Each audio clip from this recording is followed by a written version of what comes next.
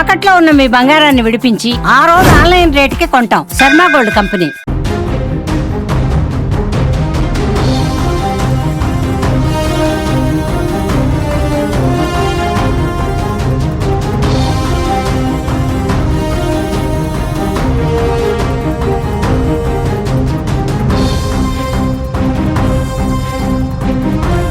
భారతదేశ ఆర్మీ రహస్యాల కోసం ప్రతి ఛాన్స్ను వాడుకుంటోంది పాకిస్తాన్. భారత ఆర్మీని దొంగ దెబ్బ కొట్టేందుకు ఇప్పటికీ కూడా ప్రయత్నాలు చేస్తోంది. ఛాన్స్ దొరికితే చాలు పైకి చర్చలని మాట్లాడుతూనే భారత ఆర్మీ రహస్యాల కోసం అన్ని మార్గాలను వాడుతోంది. తాజాగా బీఎస్ఎఫ్ జవాన్ పూర్ణం కుమార్ సాహు పాక్ భూభాగంలోకి వెళ్ళి పాకిస్తాన్ ఆర్మీకి దొరికాడు. అతన్ని 21 రోజుల పాటు జైల్లో బంధించిన పాకిస్తాన్ సైన్యం అనేక రకాల వేధింపులకు గురి చేసింది. భారత సైన్యానికి సంబంధించిన రహస్యాలను తమకు చెప్పాలని, లేకపోతే తమ పైన దాడి చేస్తానని బెదిరించినట్టు పూర్ణం కుమార్ మీడియాకి చెప్పాడు. పూర్ణం కుమార్ని వాళ్ళ దౌత్య చర్చల తర్వాత భారత సైన్యం అతన్ని విడిపించింది. ప్రస్తుతం పూర్ణం కుమార్ తన స్వస్థలాలకు చేరుకున్నారు.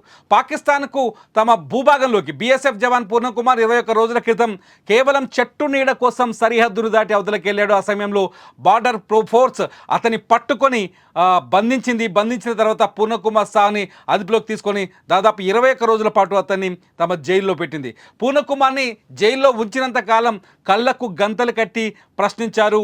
పాకిస్తాన్ రేంజర్లకు బీఎఫ్ జవాన్ నిజానికి ఖైదీగా దొరకలేదు. వారి దేశ సైనికులపై దాడి చేసి కూడా పట్టుబడలేదు.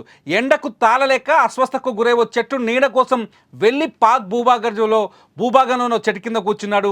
ఆ చెట్టు తమ భూభాగంలో ఉండడంతో ఏప్రిల్ 23న పూర్ణం కుమార్ సాహును పాక్ రేంజర్లు అదుపులోకి తీసుకున్నారు. రూల్స్ ప్రకారం అయితే గంటల్లోనే ఇటువంటి జవాన్లను విడుదల చేయాలి.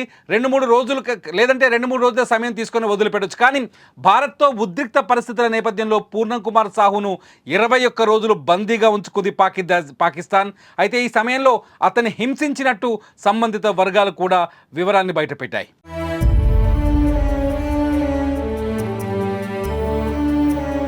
పూర్ణం కుమార్ సాహు దొరికిన తర్వాత వారికి తన పరిస్థితిని వివరంగా చెప్పాడు సాహు. కానీ అవేం వినిపించుకోలేదు పాక్ అధికారులు. పూర్ణం కుమార్ సాహును నిర్బంధించారు. 3 ప్రాంతాల్లో తిప్పి చివరికి ఓ జైల్లో ఉంచారు. కంటికి కట్టిన గంతలను కూడా విప్పకుండా అడ్డమైన ప్రశ్నలతో నిత్యం వేధించారు.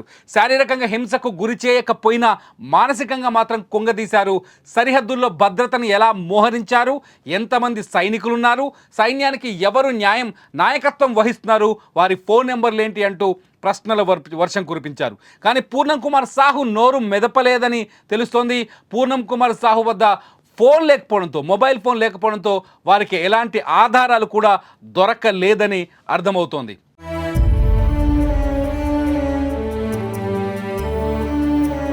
పూర్ణం కుమార్ సాహును ఇండియాకు పంపించేందుకు పాక్ చాలా కాలయాపన చేసింది. జవాన్ విడుదల కోసం 2 దేశాల భద్రతా దళాలు 6 సార్లు చర్చలు జరిపాయి. కానీ విడుదల చేయలేదు. కానీ ఎప్పుడైతే మే మొదటి వారంలో రాజస్థాన్లోని శ్రీనగర్ సమీపంలో మన భూభాగంలోకి ప్రవేశించిన పాక్ రేంజర్ మహమ్మదుల్లాను బీఎస్ఎఫ్కు చిక్కాడో అప్పుడే దారికి వచ్చింది పాకిస్తాన్. అతన్ని పావుగా వాడుకొని పాక్పై భారత్ ఒత్తిడి తెచ్చింది. దీంతో రాజీకి వచ్చిన పాకిస్తాన్ మే 14వ తేదీన విడుదల చేసింది.